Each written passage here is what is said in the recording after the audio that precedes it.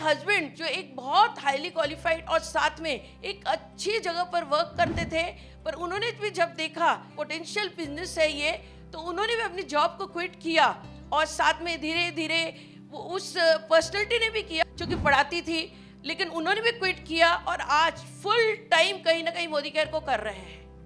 तो मिलिए एक इस कपल से जो पता नहीं कितने लोगों के जीवन में वैल्यू ऐड कर रहे हैं, उन्हें आगे बढ़ा रहे हैं। तो जोरदार तालियों की गड़गड़ाहट के बीच में बुलाते हैं हम गीतांजलि बजाज एंड आशीष बजाज को।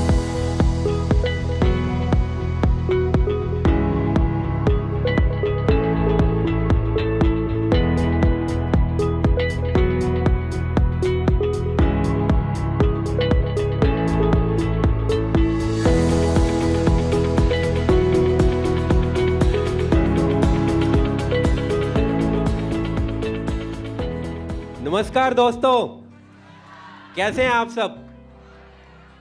कौन कौन चाहता है कि वो भी ऐसे आए?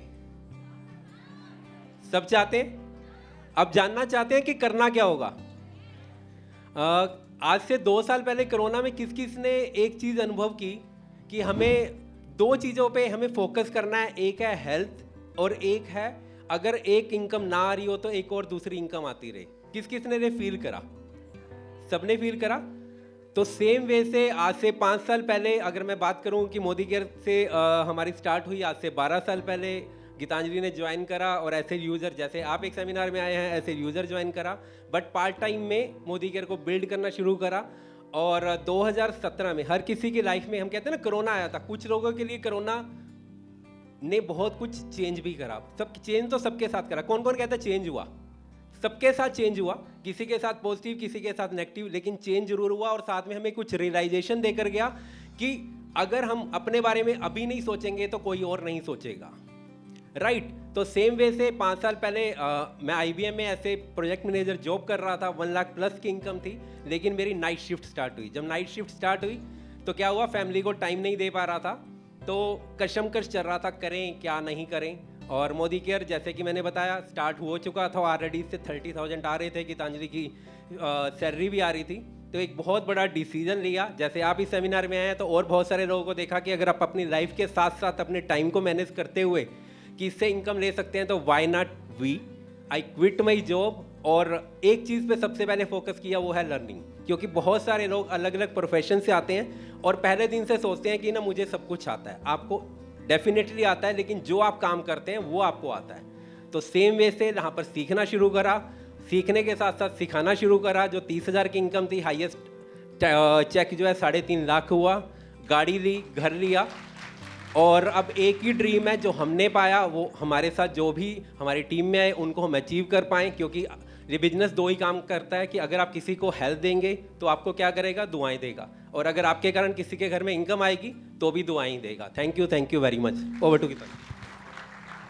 चलिए, थैंक यू एवरीवन।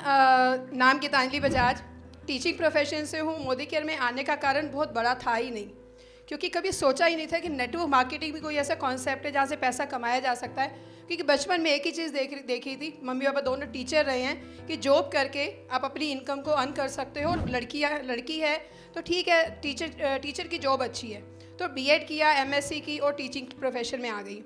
दोस्तों, बिज़नेस का पता था कि पैसा लगा के पैसा कमाया जा सकता है, पर जब नेटवर्क मार्केटिंग मोदी केयर से मुलाकात हुई अर्चना मैम के स्कूल में, जब वहाँ मेरा बच्चा डे केयर में, और वहाँ शोभा मैम आए, 19 साल की लड़की को मैंने प्रेजेंटेशन देते देखा था, तो मुझे लगा कि कॉन्फिडेंस बिल्ड करने का एक अच्छा रास्ता है कि यहाँ से कुछ क्लासेस मिलेंगी, कुछ ट्रेनिंग्स मिलेंगी, और साथ साथ मुझे जॉब के लिए इंटरव्यूज़ क्लियर करने के लिए मुझे कुछ सर्च करना था। तो मैंने मोदी केयर को एक्सेप्ट किया। मुलाकात हुई डॉक्टर शोभा पंजाबी मैम से।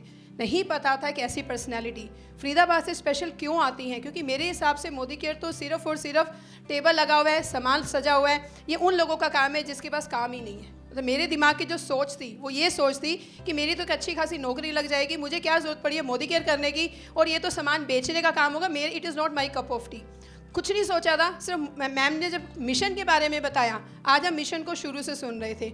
और दोस्तों, रियलिटी है 12 साल के बाद समझ में आया। जब मैम ने मिशन उस समय बताया था कि इस मिशन पे काम करियो, precaution is better than cure, बीमारी आने से पहले कैसे बचाव हो जाए। और कोरोना ने वही 12 साल बाद वो दिखा दिया कि घर बैठो, इम्यून सिस्टम स्ट्रॉन्ग करो, बीमारी आने से पहले बचो।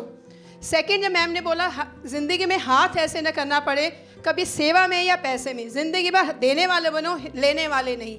सेम चीज़ आज हम सब कोरोना में 2 साल के अंदर ऐसी सिचुएशन आई, ज़िंदगी में कभी किसी ने नहीं सोचा होगा कि ऐसा भी कभी हो सकता है। बट घर ज़रूर बैठे थे, बट एक चीज़ की चिंता थी कि घर से अगर बाहर नहीं जाएंगे, स्पेशली वो लोग जो अर्निंग मेंबर है, तो पैसा कैसे आएगा। बट एक ऐसा सॉल्यूशन, एक ऐसा ज़रिया जो 12 साल पहले मैम ने दिखाया था, बट मुझे सिर्फ ये समझ में आया था कि मिशन बहुत अच्छा है कि काम ना करें तो भी पैसा आता रहे। ये तो कभी ज़िंदगी में मैंने सुना भी नहीं था। बट जब मैंने बहुत सारे ऐसे लीडर्स को यहाँ देखा कि उन्होंने एक समय तक समय दिया और फिर काम नहीं किया तो भी पैसा आया, तो मुझे समझ में आया मोदी केयर करना चाहिए। यूज़ करना शुरू किया, शेयर करना शुरू किया।